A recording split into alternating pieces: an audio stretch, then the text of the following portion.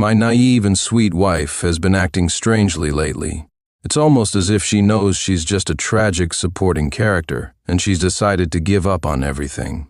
When the hero came to plead with her, she said, "Just pretend I'm dead. After all, everyone dies eventually." When the heroine came to find her, she replied, "Too much air conditioning makes you sick, and meddling in too many affairs will kill you." The only thing she's been resolute about is refusing to divorce me. Yes, I've changed my mind. I'm done pretending. I'm laying my cards on the table. I won't divorce you. The hero came to borrow money from her again. As soon as he stepped out of the room, I heard my wife's impatient voice. "Every time you're broke, you come to me. What, don't you have a family of your own?" Xavier's voice sounded like he was about to cry. "This time it's different. Gabriel hurt someone, and the other party said if we don't come up with the money, they'll take him to the station. Even if they take him to the crematorium, it's none of my business," she replied. But before she could finish, Percy interrupted. "I'll lend you the money, after you pay back the $20,000 you borrowed before." Xavier sounded incredulous. "You're so rich, and you're still asking me to repay the $20,000. Oh wow, you've got such thick skin. I bet if I slapped you twice, you wouldn't even fight back," Percy said.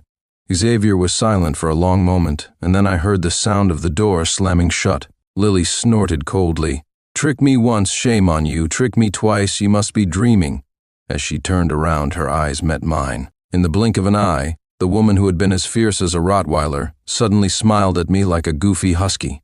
"Honey, I just single-handedly protected our shared assets. Tell me, am I amazing or what?"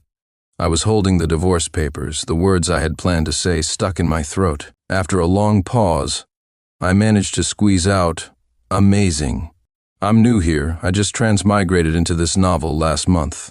My wife Lily is the biggest victim in the entire story. No, correction, she's the tragic supporting character nicknamed Generous. This novel is a feel-good romance where the male lead, Xavier, is a gentle and caring sweetheart, and the female lead, Sophie, is a rebellious troublemaker.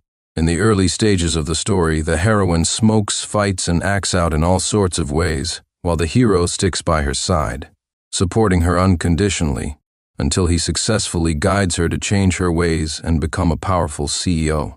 And my wife? She's the story's financial savior. Despite her privileged background as the princess, the author decided to make her a hopeless romantic. Every time the heroine gets into trouble, the hero comes to borrow money from Lily. She always pays, and he always gets the credit for being the good guy. She's been secretly in love with him for years, but in the end, she's still just the backup. And that's not all. When the heroine starts her entrepreneurial journey, it's Lily who provides the angel investment at Xavier's request. Later, when the heroine achieves great success, she turns around and blames Lily for meddling, and starts resenting her. The story ends with the heroine swallowing up Lily's company, leaving her bankrupt and heartbroken. Meanwhile, the hero and heroine live happily ever after, complete with triplets.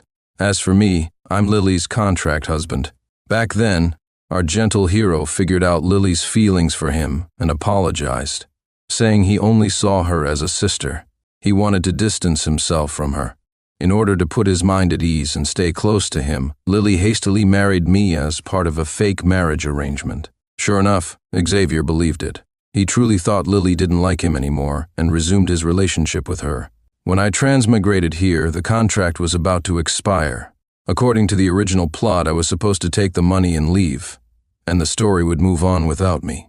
After all, I'm just a sidekick who only appears in 3 chapters of this several million-word novel. But what I didn't expect was that just as I was preparing for the divorce, Lily suddenly woke up.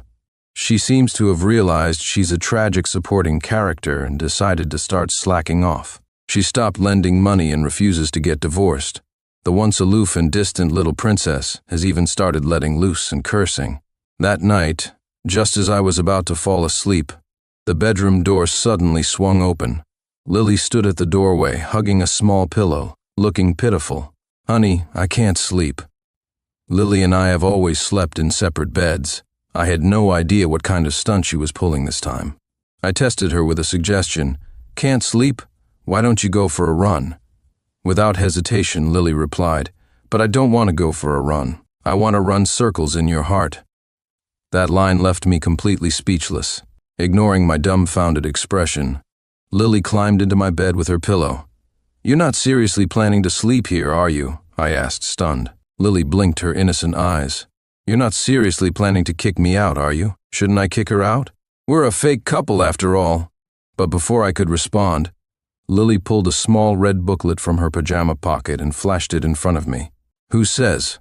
I'm legal." Then she lay down beside me and closed her eyes tightly. All right, I'm already asleep. As I lay there, utterly baffled by Lily's sudden change in behavior, I couldn't help but think back to the scene earlier that morning when she refused Xavier's request for money. Wait a minute. Could it be that Lily is refusing to divorce me because she doesn't want to pay me the breakup fee? I'm just a sidekick, and the original novel didn't bother to waste words on my interactions with Lily. But since transmigrating, I've inherited the original character's memories. The original me and Lily were college classmates, and Percy had always harbored a crush on this senior. That's why when Lily proposed the fake marriage, he agreed without hesitation. Percy agreed without hesitation. At that time, the man naively dreamed of turning the fake into reality. However, the year that followed brought only endless emotional neglect and his wife's unrelenting support for another man. Although it now seemed like Lily had awakened to some new self-awareness, who could say if this wasn't just another tactic to attract the hero? After all, the thought processes of those romance novel authors were notoriously hard to predict. With that in mind, I felt it was best to file for divorce quickly and completely detach myself from all the key characters in the original story. Just as I was struggling to find an opportunity to end the contract marriage, I ran into Xavier again. That evening, after work, Xavier was squatting at the entrance of my apartment. He was sitting half-slouched on the stairs, looking pitiful and forlorn. Hearing footsteps, Xavier's voice dropped into a low tone. "Little Lily, you're finally back." But before he could finish, he realized it wasn't her. His tone instantly shifted back to normal. "What are you doing here?" The speed at which his expression changed could rival Lily's. I rolled my eyes. "You're squatting at my doorway and asking me why I'm here. If you've lost your way because your brain shriveled, I'd be more than happy to call the police for you. This isn't your home. It's Lily's," he said as he stood up, inexplicably exuding some sense of superiority. "Did you say something to Lily? Is that why she won't lend me money? Her money is earned through her hard work. What right do you, a freeloader, have to point fingers at me?" Well, this was a first. Never in my life had someone stood there and accused me like this. "Oh, so you do know that all that money Lily works so hard to earn has nothing to do with you," I said with a sneer, fully letting myself go since Lily wasn't around. "I wanted to call you out yesterday, but I held back. Yet here you are today, actively seeking me out. Even monkeys know to push a wheelbarrow when they want bananas, but you just show up with a thick face and an open mouth. What, do you think your face is more valuable than a monkey's? Still so young, and instead of working, you're already scheming to freeload and get something for nothing. And calling her little Lily all the time. Does your mom know you go around claiming sisters? How many hats have you put on your dad's head, huh? Can you even count? What? If you can't even string a sentence together, just go home, learn how to speak properly, and then come back to beg for money." As I finished, the elevator doors opened and out stepped Lily. Xavier, as if seeing a savior, immediately exclaimed, "Little Lily, look at your amazing husband." I turned my head and met Lily's cryptic gaze. Who knew how much of the earlier exchange she had overheard? My heart sank. The original Percy was cold, distant, and terrible at expressing himself. That was one of the main reasons Lily had chosen him as her contract husband. Afraid of breaking character, I had been cautious with my words and actions ever since I arrived, careful not to let her notice anything off. Today it seemed I had completely blown it, but I quickly calmed myself. It didn't matter. I didn't want to keep living like this anyway. Whatever happens, happens.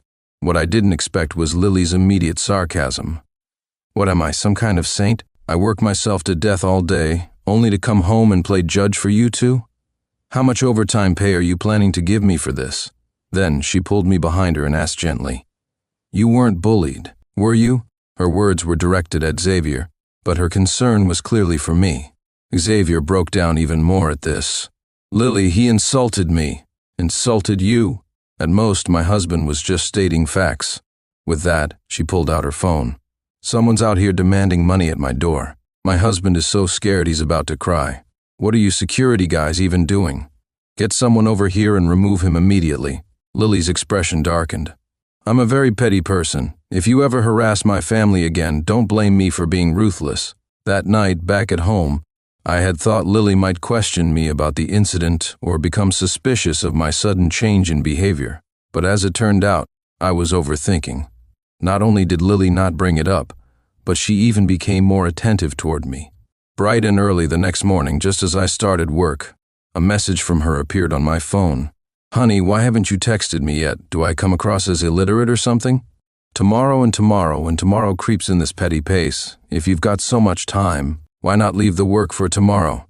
When's your shift over? How about I pick you up and take you on a date? Let's call it a day already. A CEO slacking off so openly, is that even allowed?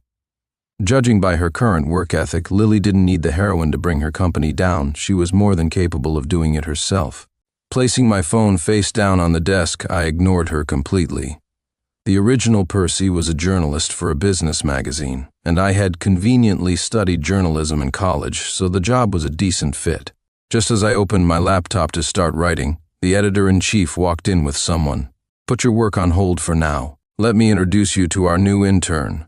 Looking up, I was stunned to see Xavier. It was only then that I remembered Xavier, the warm and gentle ray of sunshine, was quite the workaholic in the early stages of the novel. The plot mentioned that Lily, feeling sorry for his struggles, had pulled some strings to get him a job at a magazine. Later, she even used her connections to secure exclusive interviews with major business tycoons for him.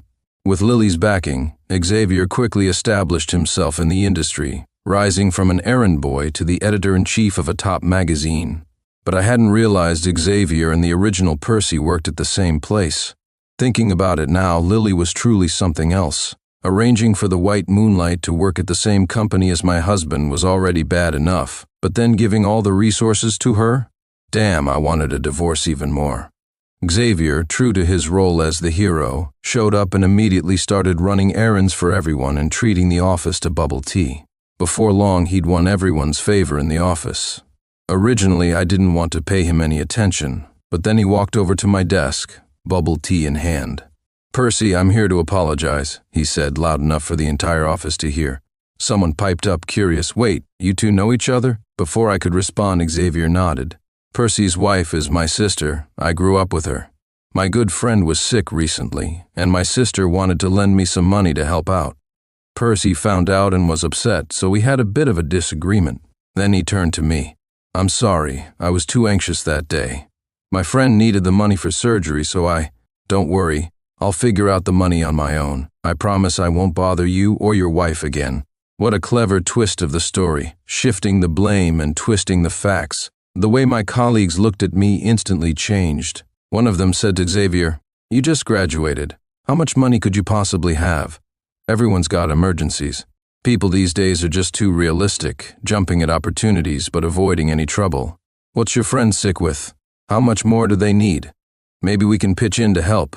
The original Percy was a pushover, often staying late to help others with work but never getting any gratitude in return. Instead, they mocked him behind his back. Listening to their sarcastic remarks, I slammed my mouse on the desk. His friend isn't sick, I said with a cold laugh. He got into a brawl, left someone disabled, and now owes damages.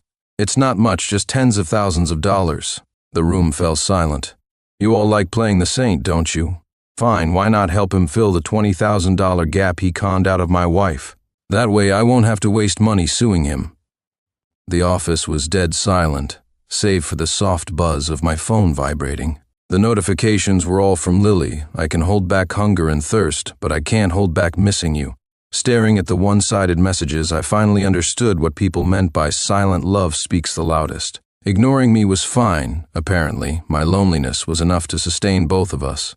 But I wasn't in the mood for her cringeworthy lines, so I replied directly, Your wonderful brother just started at my workplace. Since our marriage is fake, there's no property dispute. The contract term is up, so let's find time to finalize the divorce.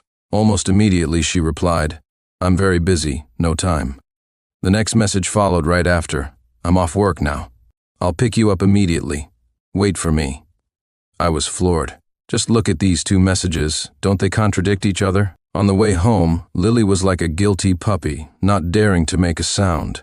It wasn't until we stepped inside that she finally spoke up. About the job situation, it was an accident. I'll call your editor right now to have him fired.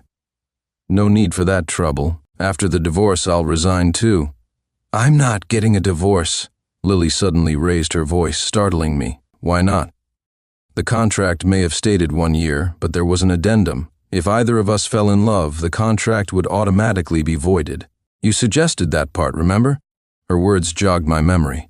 The original Percy had indeed proposed that clause, holding on to some naive hope for the marriage.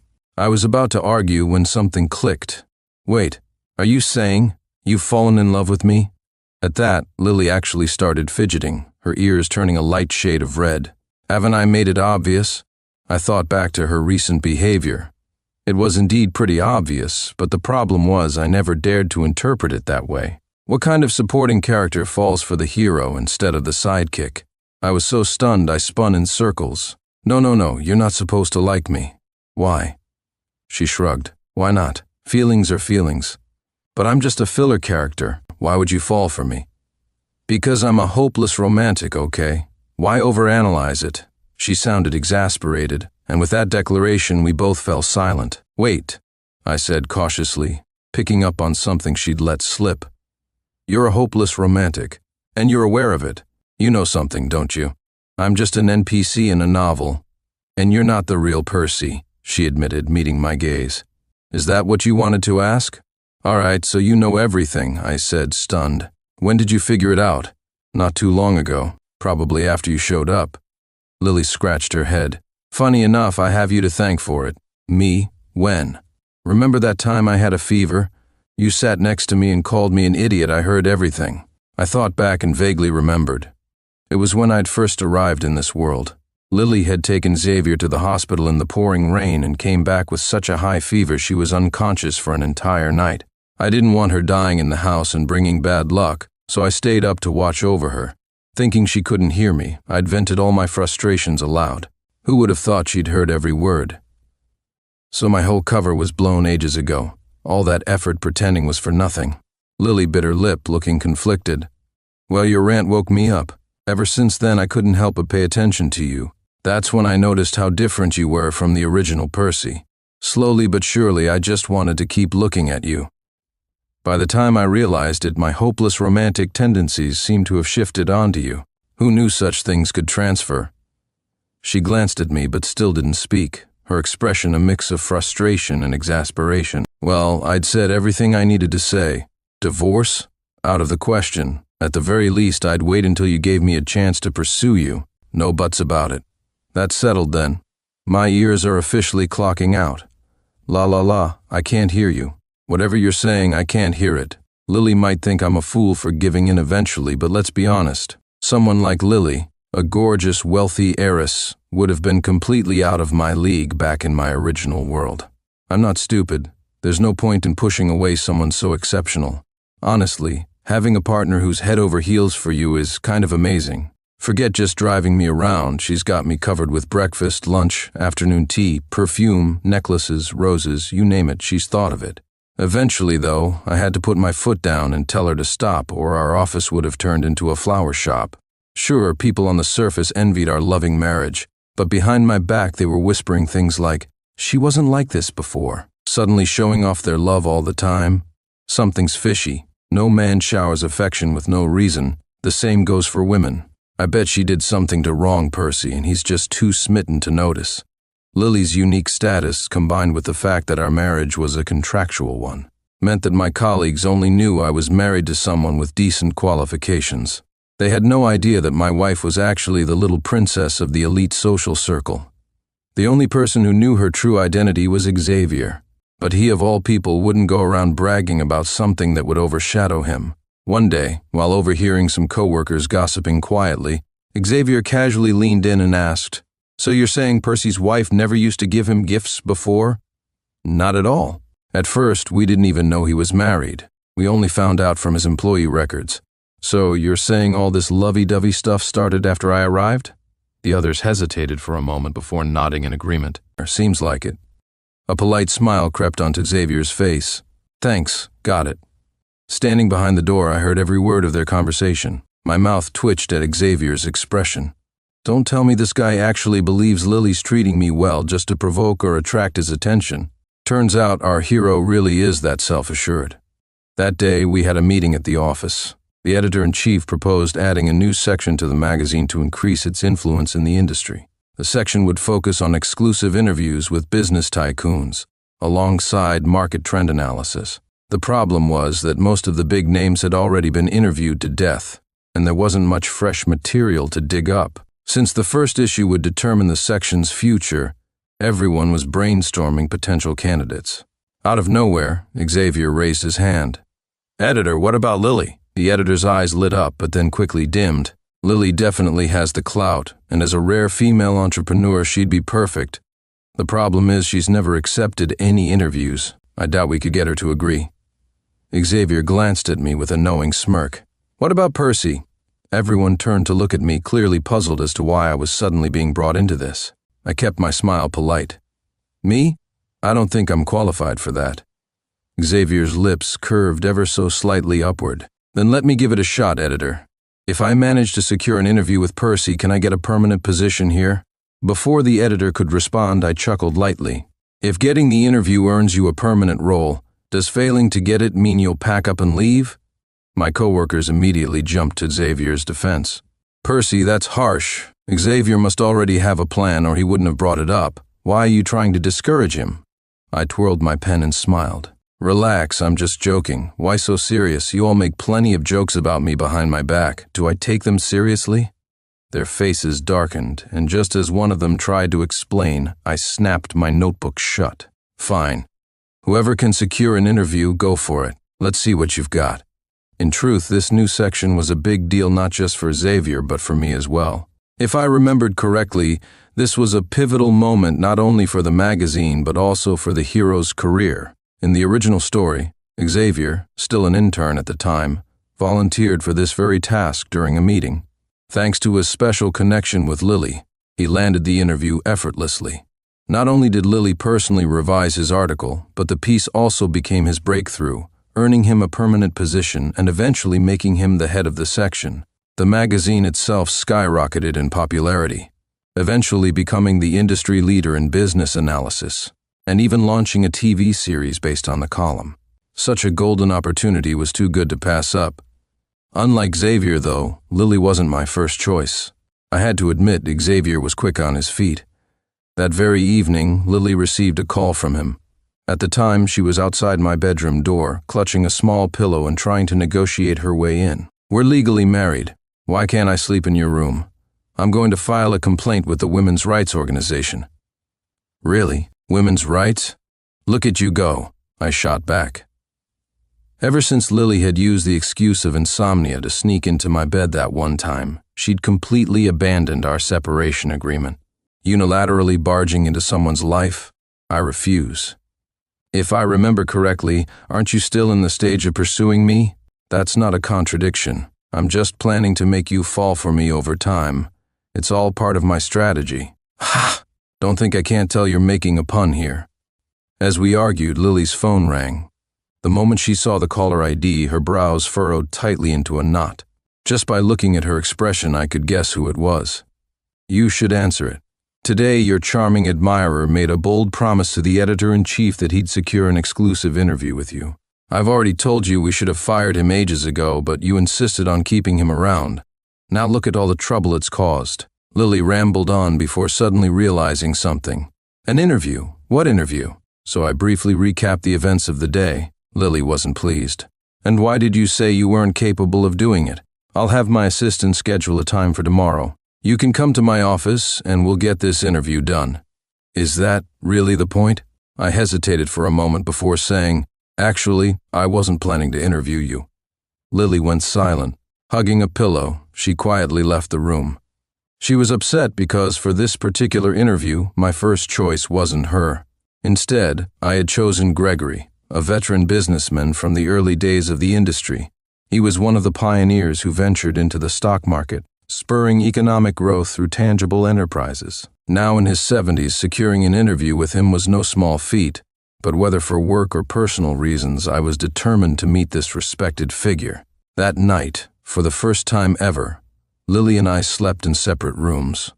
Although she still drove me to work the next morning as usual, she didn't tease me all day. When she picked me up after work, she wore a pout so obvious it was impossible to miss. I couldn't help but laugh. Poking her shoulder, I teased, "Weren't you the one who said you wouldn't do interviews?" "That's for other people's interviews." "Am I other people?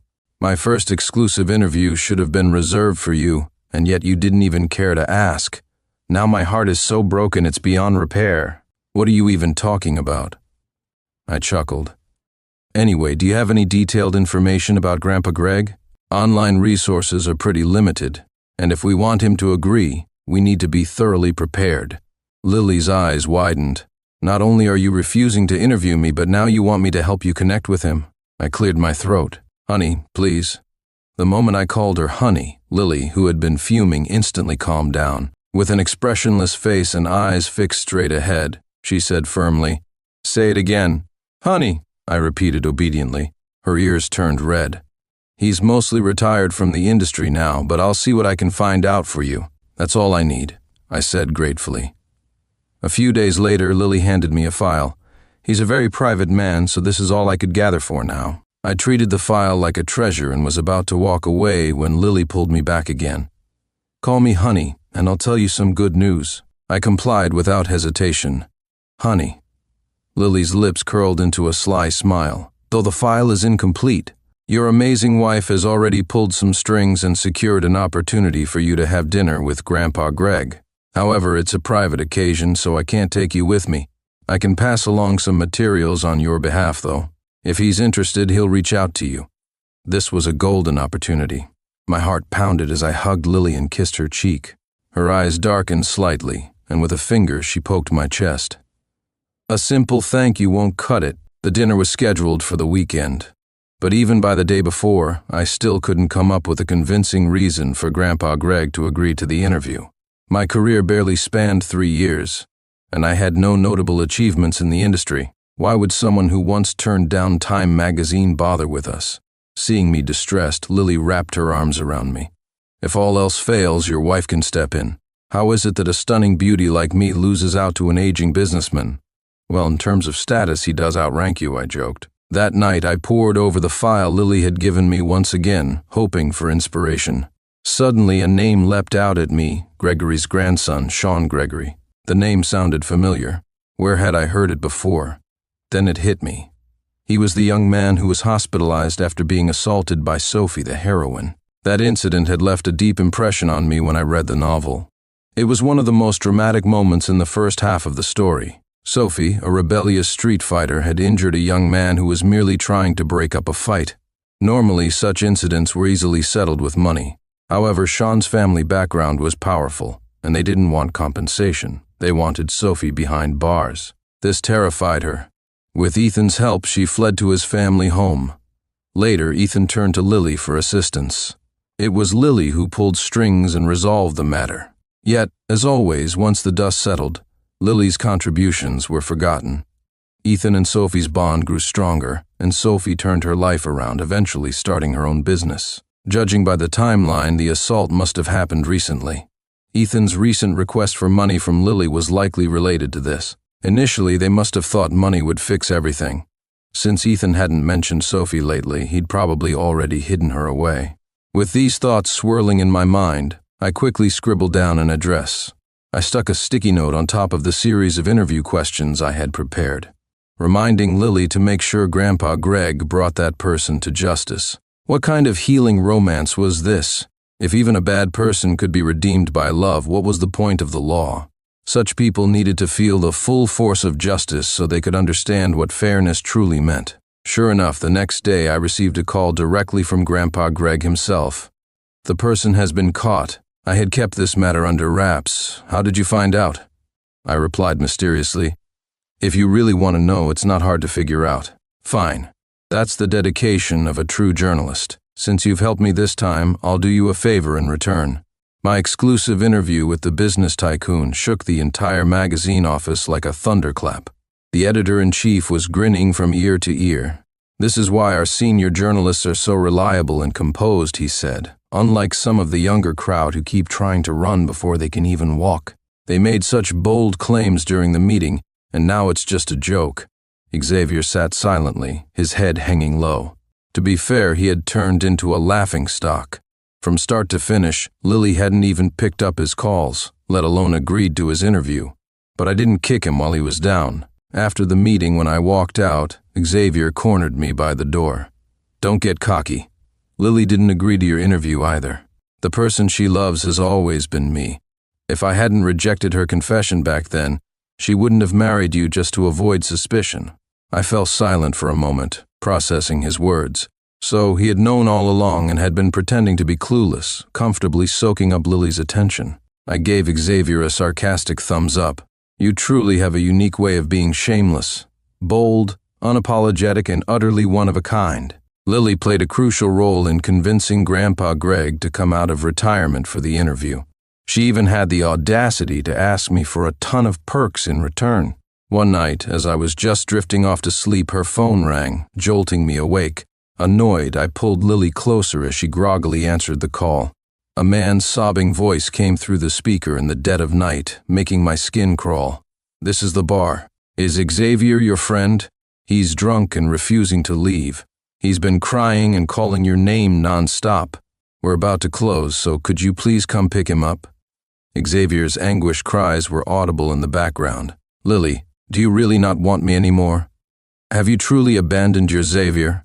It sounded like a scene straight out of a dramatic play. Lily, clearly irritated, muttered, "If he's missing, call the police. If he's hurt, call an ambulance. Good night," and hung up without a second thought. She snuggled back into my arms, ready to go back to sleep. I poked her in the side. "Are you seriously not going? He's drunk. What if something happens to him?" "Don't you dare try to guilt-trip me," she snapped. "Besides, if he's still sober enough to have someone call me, then he's hardly out of it. I may be a hopeless romantic, but I'm not brainless." I patted her head. Yes, you're so smart. Always focused on giving people money instead of headaches." Sophie was sentenced to 1 year and 2 months in prison, a verdict Grandpa Greg personally informed me about. I couldn't believe it. The novel that had inspired all this drama ended up being utterly wasted. The heroine had been utterly useless in the early chapters, aside from her fighting skills. No wonder Xavier had been so out of sorts lately, making mistakes at work left and right. Without Lily as his golden ticket, Xavier's shine had dulled. Even the most radiant personality can fade in the workplace.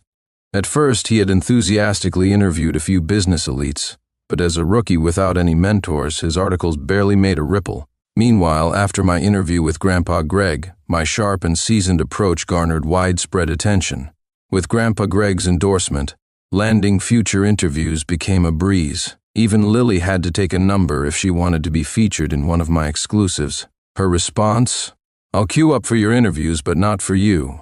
The audacity of this woman. A few months later, Xavier quit. On his last day, I happened to have an interview scheduled. By the time I arrived at the office, he had packed up his things. When he saw me, his long dejected face twisted into an odd smile. "Percy, let's see who gets the last laugh," he said cryptically. I dismissed his theatrics and returned to my desk, noticing my computer mouse had been moved. I assumed a colleague had accidentally bumped it and thought nothing of it. 2 days later, a bombshell news story exploded online. Princess exposed for secret marriage. Husband accused of being a freeloader. The article detailed Lily's current marital status, alleging that our marriage was purely contractual. It even dug into my personal history and claimed I had used our marriage as a stepping stone to advance my career. My recent high-profile interviews with industry leaders were cited as damning evidence. The final nail in the coffin was a screenshot of a chat log, where I supposedly wrote, "Since this is just a fake marriage without any financial disputes, let's find time to go to the courthouse and finalize the divorce." The angle of the screenshot revealed that the photo had been taken from my account. I suddenly remembered Xavier's parting words and the displaced mouse on my desk. He must have snooped through my computer. The internet erupted, and just like that, the first major scandal of the year had arrived. My wife marrying someone else was already bad enough, but to think the guy was a schemer? Who in their right mind would enter a contract marriage? Lily and that guy must have had some kind of mutual arrangement. Just look at the interviews he's given, every single one with industry titans. How could he possibly have access to all those resources on his own? The chatter grew louder, and soon hashtags like #PersaNepotism, #LilyandPercy, and #LilyContractMarriage were trending online. But that wasn't the end of it. Soon, Xavier publicly exposed me online, accusing me of exploiting him during his internship. In his video, his face was grim. At the time, I didn't even know Percy's wife was Lily. During a meeting, he deliberately assigned me to interview Percy, saying I'd be fired if I couldn't get it done. He'd always botch his news articles, but when it came to spreading rumors and gossip, he had a real knack for it. Perhaps it was because most viewers were also working professionals, but his accusations struck a chord. The comments section was filled with sympathy. "Hang in there, Xavier. I've been there too. My boss set impossible targets just to imply I wasn't good enough. Look at his face, he's clearly trouble. A spineless leech riding on others' coattails, get him out of the journalism field. The audacity to even point fingers. Percy himself is just a nepotism case. Journalism's gone to the dogs. Authorities should investigate him." The uproar spiraled out of control. I was forced to step away from my job, and even Lily's company stock took a hit. Furious, Lily cursed and declared, "I'm going to have someone shut down all these posts and send Xavier a cease and desist letter." What nonsense. Even if he dies, we're not getting divorced. Do you trust me? She glared at the mounting comments. Don't handle PR just yet. Let this simmer a bit longer. The bigger the impact, the sweeter the reversal will be. A few days later, I went to the office to pull surveillance footage. Xavier, as an intern, probably didn't realize how seriously we take confidentiality in journalism. Since much of our work involves sensitive business information, we not only have keycard access, but also surveillance cameras. The footage showed him acting suspiciously at my desk on his last day. Not only that, but I gathered records of past transactions Lily had made to him, screenshots of his later messages to her apologizing, trying to reconcile, and even confessing his feelings. He told her he regretted everything and wanted to pursue her again. I compiled all this evidence and uploaded it online on the third day of the scandal, captioning it with, "I reserve the right to pursue legal action against Mr. Xavier for invasion of privacy, baseless defamation, and unpaid debts." Lily, who had been holding back for days, immediately shared the post, adding, "Our marriage is strong." The contract marriage was my way of making a promise to my husband and giving him reassurance. I wanted to tell him that he not only had the right to love me, but also the freedom to leave if he wished. Also, my husband is wonderful. He's a graduate from a prestigious university with a respectable and ambitious career. While his family background might not match mine, he's far better than most people online. He's not just a match for me, he's a match for anyone. What I didn't expect was for Grandpa Greg, who rarely goes online, to create a new account that same day just to share my post. He added, "I didn't know Percy and Miss Lily were married." What made me agree to the interview with Mr. Percy at the time was his integrity and passion for uncovering the truth. That is the core value of journalism. After getting to know him, I was impressed by his sharp insights and unique perspective on the market's future. Talking to him was a pleasure, and I'm heartened to see today's younger generation having such vision. With Grandpa Greg stepping in, other industry heavyweights followed suit, publicly supporting me and dispelling the rumors of nepotism. The public opinion flipped overnight. So, turns out the intern had a crush on someone's wife and spread lies when he couldn't win her over. How shameless. I don't care about anything else. When's this guy paying back the $20,000 he owes? What a deadbeat. I'm heartbroken. Is my wife really just a hopeless romantic? I can't handle this. Xavier's reputation was utterly destroyed. In journalism, truth and accuracy are paramount. After this scandal, Xavier had no chance of re-entering the field.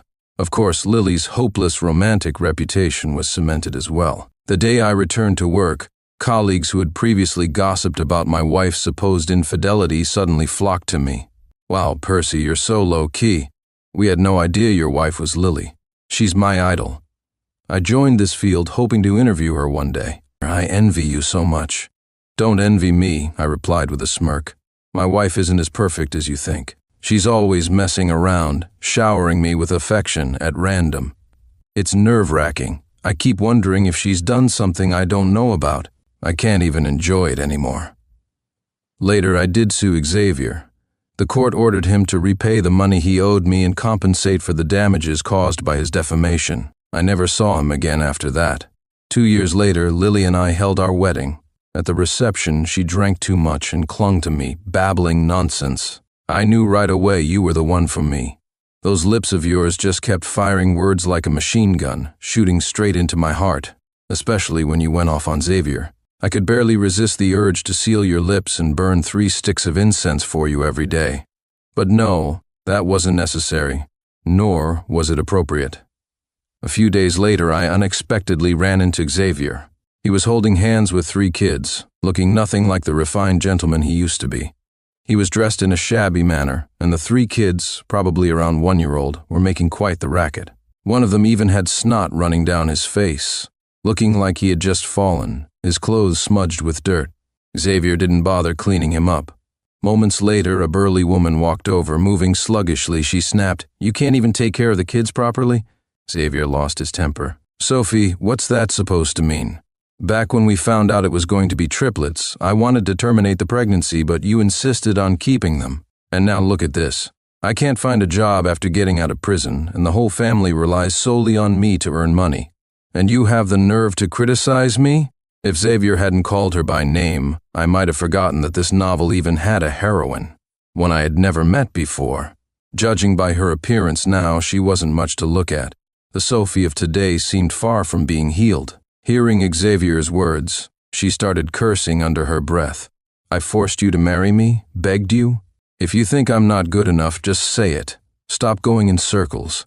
Back then, you'd shamelessly ask those rich girls for money, and now that they've dumped you, you come throwing tantrums at me. No one's going to indulge you. Sophie, make yourself clear. Who do you think I was borrowing money for?" The argument between the two escalated fiercely, while the 3 kids wailed loudly. Passers-by started glancing over at the scene. Just then, Lily happened to walk by, holding a fish in her hand. "What are you looking at?" she asked casually. "Nothing," I replied. Lily didn't seem to care much. She took my hand and said, "I'll make you some poached fish tonight. This time, it's been perfected with guidance from a master chef. I'm going to show you what leveling up really means." I chuckled, leaned in, and pecked her on the cheek. "What's that about?" she asked, looking at me with curiosity. I shook my head. "It's nothing. I just feel like this right now is pretty great." Lily gave me a puzzled look. I smiled. "I mean, it's great that you've had your awakening and that we're together.